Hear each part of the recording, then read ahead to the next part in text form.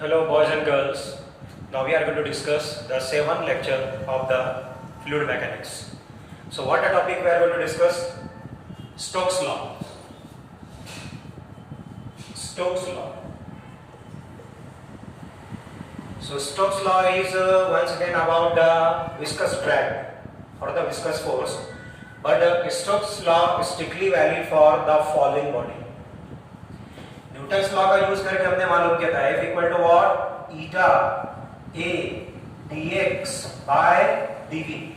By using this formula we can find the viscous force, but this is the viscous force between two layers in contact with the liquid flow horizontally. So the two layers in contact, we are going to use this formula. But in various cases the falling body under the fluid, so very good example, raindrop, spherical in nature, falls through what? Air. Air is fluid or not? So naturally along the surface of the raindrop and the air there is friction or not? Yes. So if you want to calculate the force of friction, so we must require certain formula that is given by the Stokes. So just see, if this is nothing but one cylinder that we are going to consider, and this is nothing but a liquid. And when you are going to fall the spherical body, suppose this is the spherical body, you are going to fall through the viscous liquid having the radius r. So it is, we are going to observe that practically, once you are going to drop the spherical body, so the velocity of the body, naturally, जब कोई भी body को आप fall down करते हो, तो जैसे से अर्थ के नियर आएगा उसका velocity बढ़ेगा. This is a common observation. But it is observed that in the case of the liquid, when spherical body falls down, initially velocity increases, then reaches to some maximum value, and after that is so called terminal velocity. That is so called terminal velocity, and after that we are going to see that this spherical body falls with constant velocity, not a variable. Air में किसी भी body को अगर आप fall down करोगे तो उसका velocity बढ़ते जाएगा और मैक्सिमम वेलोसिटी से जाके स्ट्राइक करेगा. लेकिन फ्लूइड के अंदर बिकॉज ऑफ सम फिनोमेना हम आगे इसको डिस्कस करेंगे कि कौन सा फिनोमेना उस पर एक्ट होता है, कौन सा मींस फोर्सेस के ऊपर एक्ट होते हैं जिसकी वजह से ऐसा होता है, तो वो कांस्टेंट वेलोसिटी से नीचे आएगा. और जहां पे इसकी वेलोसिटी कांस्टेंट होती है उसी वेलोसिटी को हम क्या बोलते हैं? Terminal velocity. तो चलो अभी स्टोक्स लॉ हम देखेंगे.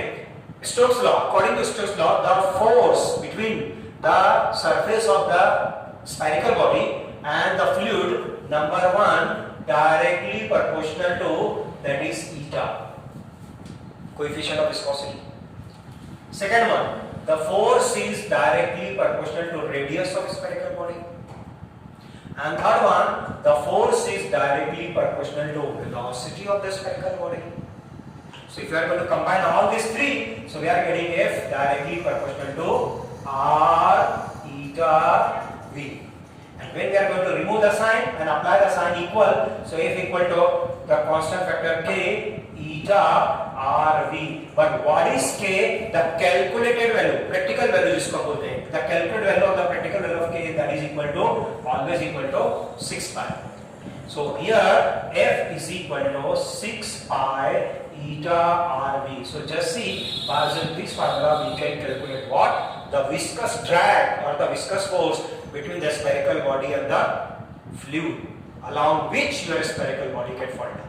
Means this formula is still valid for what? Spherical body. क्योंकि देखो आप यहाँ पे क्या यूज कर रहे हो? रेडियस. और जब आप रेडियस की बात करेंगे तो रेडियस तो सर्कुलर बॉडी में रहेगा, इसीलिए ये strictly valid for spherical body. What is topic? What is concept? Now we are going to discuss about the terminal velocity. What is the concept of the terminal velocity? जैसा भी मैंने आपको बोला कि जब कभी भी आप कोई भी बॉडी को लिक्विड के अंदर फॉल डाउन करोगे तो इनिशियली इसका वेलोसिटी बढ़ेगा, फिर मैक्सिमम पे आएगा, और वो मैक्सिमम पे आने के बाद उसको हम क्या नाम देंगे? टर्मिनल. टर्मिनल क्रिटिकल भी बोल सकते हैं आप इसको, मैक्सिमम की बजाय क्रिटिकल भी बोल सकते हैं. तो टर्मिनल वेलोसिटी, और फिर टर्मिनल वेलोसिटी आखिरी टर्मिनल आखिरी को बोलते हैं. तो टर्मिनल जो है वहां पर वो मैक्सिमम वेलोसिटी के बाद फिर आपका बॉडी फॉल डाउन होगा कैसा? उसी वेलोसिटी से. फॉर एग्जांपल इसका टर्मिनल वेलोसिटी कितना है? 10 है. तो स्टार्ट कैसे है? कहां से? 5 से. 5 6 7 8 9 10. इसका टर्मिनल वेलोसिटी 10 है. उसके बाद जब ये नीचे गिरेगा तो फिर वेलोसिटी नहीं बढ़ेगा. रीजन है वेलोसिटी बढ़ेगा क्यों नहीं? इक्विलिब्रियम. जब कभी भी किसी भी बॉडी पे इक्विलिब्रियम होता है ना, तो अपनी इनिशियल स्टेट को क्या रखता है, कायम रखता है. Sum of all the forces acting on the body equal to 0. This is the base. Whenever the body reaches to equilibrium, it always below its initial state. And just after equilibrium अगर हुआ तो उससे पहले जो भी status हुई उसको कायम रखें, उसको एज इट इज रखें. तो चलो अभी देखो, the concept of the terminal velocity we are going to discuss here. उसका फार्मूला हमको ऑब्टेन करना है, कैसे ऑब्टेन होगा देखेंगे by the figure, by the concept. So here the next heading, that is the terminal velocity. Once again we are going to consider one jar filled with the fluid. This is the fluid that we are going to consider here. और ये आपका वो spherical body है जो fall down हो रहा है. अब कितने फोर्सेस एक्ट होंगे इसके ऊपर? Number 1, it's a weight vertically downward. अब कोई भी बॉडी जब लिक्विड पे जाती है तो उसके ऊपर कौन सा फोर्स आता है? Buoyancy force. क्या बोलते हैं उसको? Upthrust force. तो upthrust force always be upward. तो उस पे एक फोर्स आएगा, that we are going to say what? Upthrust force that is in upward direction. इसको हम यू से डिनोट करेंगे. और फ्रिक्शनल फोर्स कभी भी मोशन की डायरेक्शन में आता है या मोशन के अपोजिट आता है? मोशन के अपोजिट आता है. तो अगर आपका बॉल फॉल डाउन हो रहा है तो उसका मोशन ये डायरेक्शन में, तो विस्कस फोर्स किधर आएगा? उसके अपोजिट आएगा, जिसको हम विस्कस फोर्स बोल रहे हैं. और क्या बोल सकते हैं? Viscous drag. उसका डायरेक्शन आएगा just see like this F. तो इनिशियली आप क्या देखोगे कि जब फॉल डाउन होगा तो mg की वैल्यू ये दोनों की वैल्यू से बड़ी हुई. तो ये दोनों का डायरेक्शन देखो कैसा है? सेम है. मींस ये दोनों को जब मैं बोलूं ये दोनों फोर्स का रिजल्टेंट निकालो तो आप ऐड करोगे या सब्ट्रैक्ट करोगे? Add. U and F get added. तो इनिशियली mg का वैल्यू ये दोनों के एडिशन के क्या रहेगा? ग्रेटर रहेगा. फिर जैसे जैसे आपका लिक्विड अंदर आएगा फ्रिक्शन बढ़ेगी, मींस f की वैल्यू बढ़ेगी. और जब f की वैल्यू बढ़ेगी और जब u और f और mg दोनों सेम हो जाएंगे, so at that time equilibrium reach. Sum of upward force is equal to sum of downward force. That is so called equilibrium. And in equilibrium what happens? जो velocity उसने ऊपर से यहाँ पे, अभी देखो यहाँ से चालू किया इसने फॉल डाउन होना, और जब यहाँ आया तो इक्विलिब्रियम हो गया. तो अब इसके बाद उसकी वेलोसिटी क्या बनेगी? कांस्टेंट. ठीक है. वेलोसिटी को बढ़ाने के लिए क्या लगता है? फोर्स. कौन सा फोर्स? इंटरनल और एक्सटर्नल. एक्सटर्नल. यहाँ पे एक्सटर्नल फोर्स आपका क्या हो गया? बैलेंस हो गया. Got it point? तो चलो अभी वन बाय वन सबकी वैल्यू निकालेंगे. First of all W we are going to find, या फिर सबसे पहले हम F निकालते हैं, विस्कस फोर्स. तो अभी आपने लिखा, so viscous force F is equal to, बोलो, 6 पाई ईटा RV. इसको बनाएंगे equation number 1 by Stokes law. Second W that is equal to what? mg equal to, कहते हैं राइट, मास की जगह पे volume into density. So volume into density. अब दो डेंसिटी आपको लेना पड़ेगा, density of liquid as well as density of ball. वो सॉलिड है.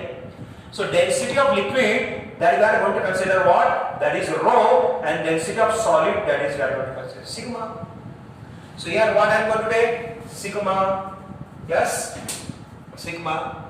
Okay. और क्या आ जाएगा? Volume into density into g. This is equal to, चलो शेप बताओ. शेप, बॉडी का शेप बताओ. स्फेरिकल. स्फीयर का वॉल्यूम कैसे कैलकुलेट करते हो आप? क्या फार्मूला है? 4/3 pi r cube sigma into g. So this is the way, and this we are going to consider equation number 2. What is one? कैसे आया ये? तो basic formula mass into g, then volume into density. Volume की जगह हमने formula रखा. दो force हो गए. अब upthrust force, so u is equal to, according to floating rule. Floating के बहुत सारे रूल है. फर्स्ट ऑफ ऑल, कौन सा बॉडी फ्लोट हो सकता है? जिसका डेंसिटी लिक्विड की डेंसिटी से कम हो. अगर सॉलिड का डेंसिटी लिक्विड की डेंसिटी से बड़ा हो गया तो वो सिंक हो जाएगा, फ्लोट नहीं होगा. और फिर आपने क्या पढ़ा फ्लोटिंग रूल में 11 में या फिर लोअर स्टैंडर्ड में? Whenever the body get or put in the liquid, it is acted upon by buoyancy force, and buoyancy force always equal to weight of the liquid get displaced. buoyancy force कैसे calculate होता है? जब कोई body पानी में जाएगा तो पानी में जाने के बाद जितना पानी को हटाएगा, जितना भी पानी हटाएगा, डिस्प्लेस लिक्विड जिसको हम बोलते हैं, that is are going to say displace liquid, उसका वेट कर लो, and that is equal to thrust force. So just see what I am going to write. U equal to W dash. What is W dash? Weight of the liquid displaced. What is W dash?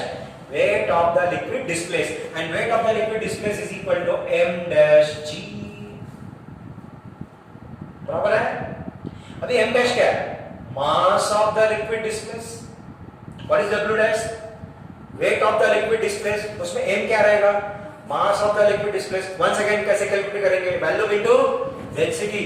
This is equal to V dash, okay, और rho into G. क्योंकि हमने rho क्या लिया है? Density of liquid लिया है. Sigma क्या लिया है? Density of ball लिया है. अब ये V dash कैसे निकलेगा? Volume of displaced liquid कैसे निकलेगा? Now just listen this sentence. According to floating rule, the volume of, listen this constantly, the volume of displaced liquid always equal to volume of body. Volume of displaced liquid always equal to volume of body. And what is the shape of body? Spherical. तो V dash का value भी क्या बनेगा? 4/3 yes pi r cube rho into G. इसको बनाएंगे equation number 3. So got this one? F equal to what? Weight of the body equal to this one, and thrust force equal to this one. Now I'm going to write C1 in equilibrium, sum of all the force equal to 0. अब सम करते वक्त क्या रखना है आपको? ध्यान में direction बोलो. Upward positive, downward negative, means U plus F minus W equal to 0. So we can write what? U equal to, बोलो क्या आ जाएगा? W minus F. तो एक काम करेंगे हम, यहाँ पर ये वैल्यू W को इधर लेके चले जाते हैं, या फिर F की वैल्यू हम निकालते हैं. तो F की वैल्यू क्या आएगी बोलो? W minus U. F 6 pi eta RV. हमको क्या फाइंड आउट करना है? Terminal velocity. इसलिए मैंने इसको ऐसे लिखा. This we are going to find. This is equal to, बोलो W 4/3 pi r cube sigma into G minus 4/3 pi r cube rho into G.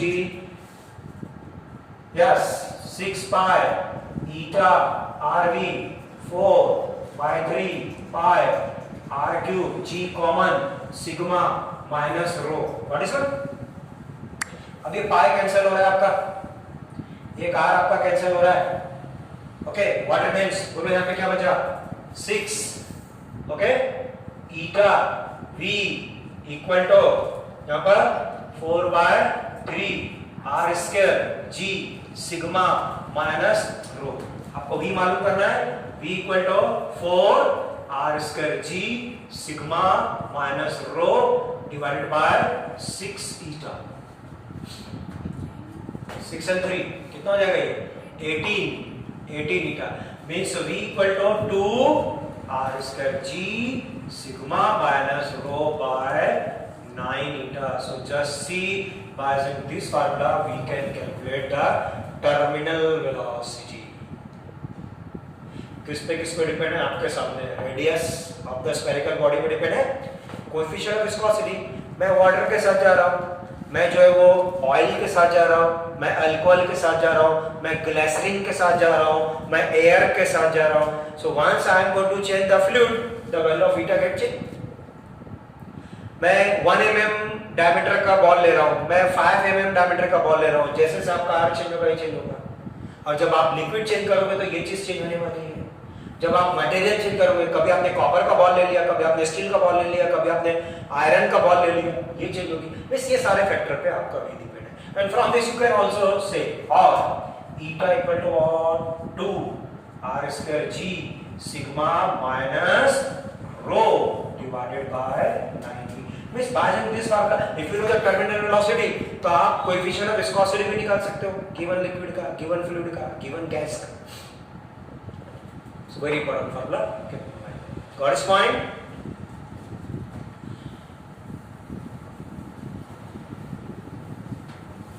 Stop कर सकते